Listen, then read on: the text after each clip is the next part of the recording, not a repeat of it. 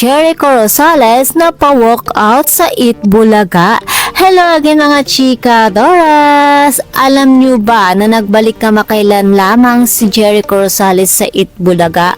Well, alam kong alam nyo na dahil late na naman ako At syempre, hindi niya pinalampas ang pagkakataon na mag-throwback sa kung saan talaga nagsimula ang kanyang showbiz journey, ang Mr. Pogi 1996.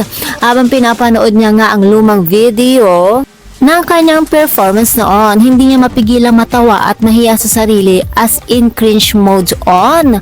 Ano ba, Echo? Diyan kaya ako na-in-love sa'yo. Ang cute mo kaya.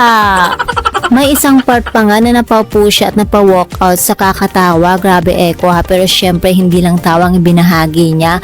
May pa-life advice pa si Jericho.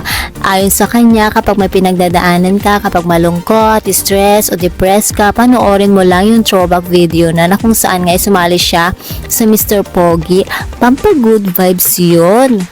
Well, totoo nga yun, no? Diba? Kasi nga, tingnan nyo si Echo, hindi siya tumatanda. Siguro araw-araw niyang pinapanood yung kanyang throwback video. Naku, masubukan nga. Baka sakaling mapigilan ang pagkalosiyang ko. At totoo nga, ang positibong energy ni Echo noon pa man ay nakakagaan ng pakiramdam. Kaya kung kailangan nyo ng instant good vibes, alam nyo na kung anong video ang hahanapin.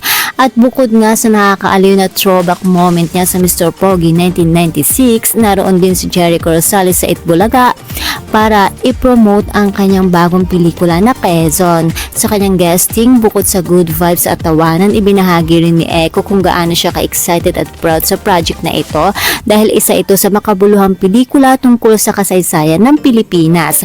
Kaya naman doble ang saya ng mga Dabar Cats. Nakita nila si Mr. Pogi 1996 ulit sa entablado at sabay pa siyang nagbahagi ng tungkol sa kanyang bagong movie.